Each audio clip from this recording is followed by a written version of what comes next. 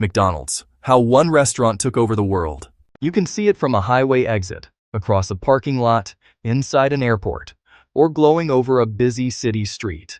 A simple yellow shape that millions of people recognize before they even read the name. McDonald's is not just a restaurant.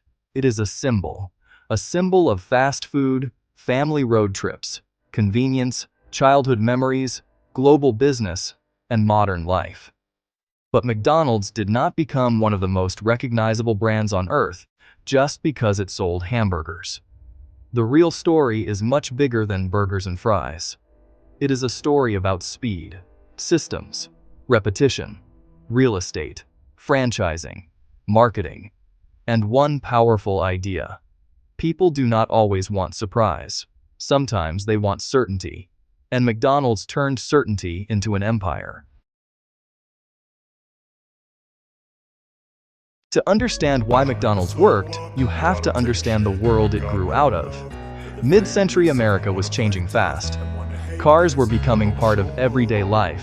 Suburbs were expanding. Highways were connecting cities, towns, and families. More people were eating away from home. Roadside restaurants, diners, and drive-ins were becoming part of American culture. But many restaurants had the same problem. They were slow. Menus were too large. Service was inconsistent. Food quality depended heavily on who was working that day. A family could stop at one restaurant and have a great experience, then visit another place a week later and get something completely different. That unpredictability created an opportunity. Because in a faster, car-centered world, people wanted food that was quick, affordable, familiar, and easy. The world was ready for a new kind of restaurant.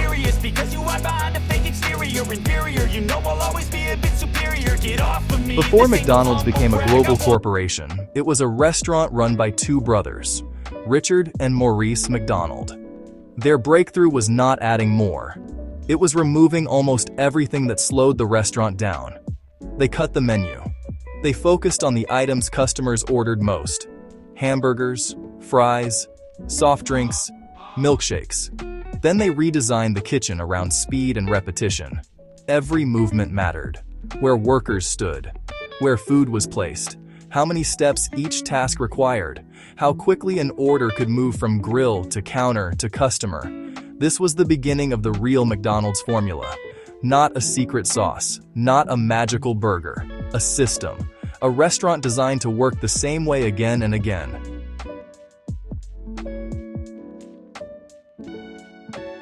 The McDonald brothers created what became known as the speedy service system.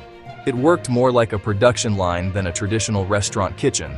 Instead of one cook making one meal from beginning to end, each worker handled a specific task. One person grilled, another dressed the burgers, another handled fries, another served customers. The goal was not luxury. The goal was speed, accuracy, and control. That system made food faster. It made prices lower. And most importantly, it made the experience repeatable. A customer did not need to know who was working that day. The system was supposed to deliver the same result. That was the hidden genius. McDonald's was not just selling a meal, it was selling predictability. Then came Ray Kroc. Kroc was a traveling salesman who sold milkshake machines.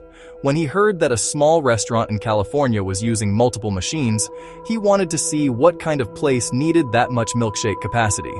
What he found was not just a busy restaurant. He found a machine. Customers moved quickly. The menu was simple. The kitchen was organized. The food was familiar. The system could be repeated. That is what Kroc saw differently. The McDonald brothers had built a successful restaurant. Ray Kroc saw a restaurant model that could spread everywhere. Town after town, highway after highway, state after state. The brothers saw a business. Kroc saw a blueprint.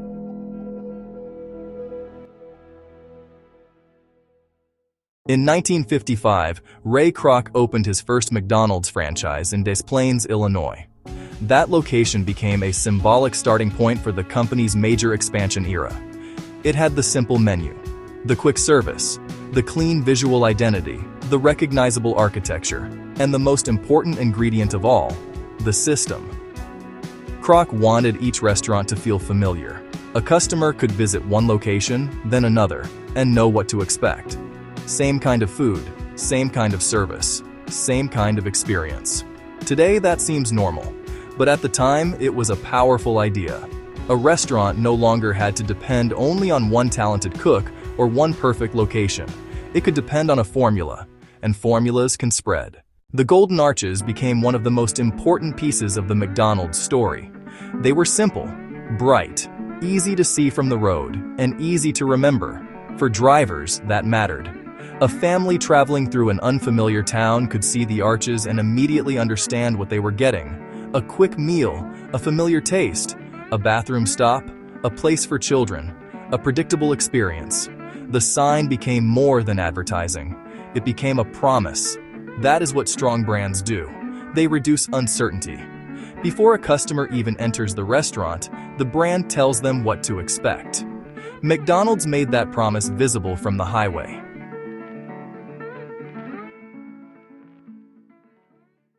Franchising helped McDonald's grow quickly, but growth alone was not enough. Ray Kroc wanted control. He did not want every location inventing its own version of McDonald's. The company needed standards, clean buildings, consistent food, measured portions, reliable service, recognizable design. A customer had to feel that every McDonald's was connected to the same larger system.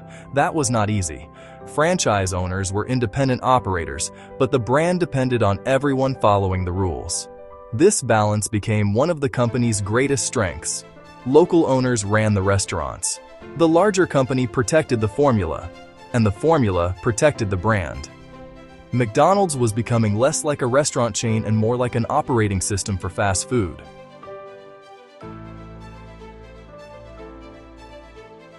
McDonald's also understood something that many customers never think about. Location was part of the product. Restaurants were placed where people already moved.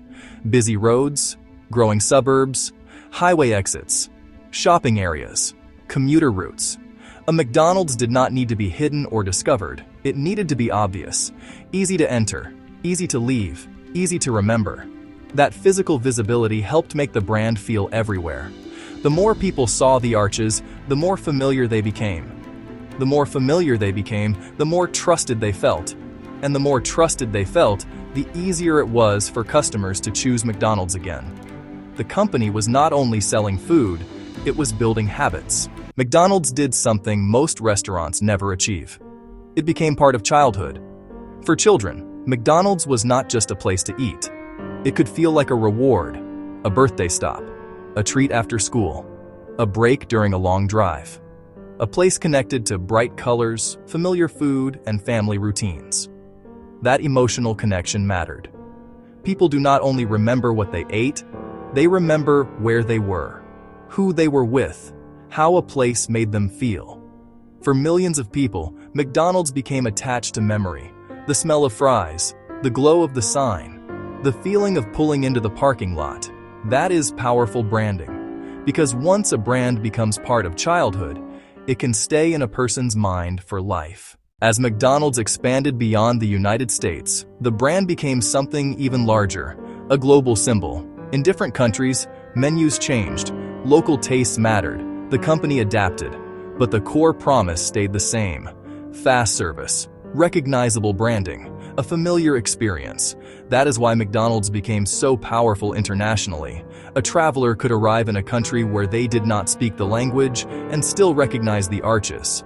They might not know the street, they might not know the local restaurants, but they knew that sign. McDonald's became local and global at the same time, flexible enough to adjust, consistent enough to remain itself. Very few brands ever manage that balance.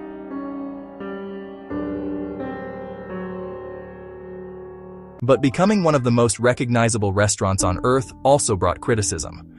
McDonald's became a symbol of convenience, but also of fast food culture, a symbol of globalization, but also of sameness. It has been praised for efficiency, affordability, and consistency, and criticized for its impact on diet, labor, local food culture, and the environment.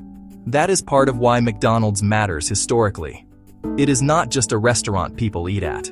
It is a company people debate, a brand people recognize, a system other businesses studied, and a symbol that means different things to different people. Loved or criticized, McDonald's became impossible to ignore. McDonald's did not become the most recognizable restaurant on earth by accident. It happened because two brothers simplified the restaurant. Because Ray Kroc saw how far the system could go. Because the arches became a promise. Because franchising turned one idea into thousands of locations. Because consistency became the product. And because McDonald's understood something powerful about the modern world. People are busy. People are traveling. People are surrounded by choices. And sometimes, the most powerful choice is the one that feels familiar. A familiar sign. A familiar meal. A familiar stop on the road. That is how a small restaurant idea became a global empire, and how one yellow M became one of the most recognized symbols in human history.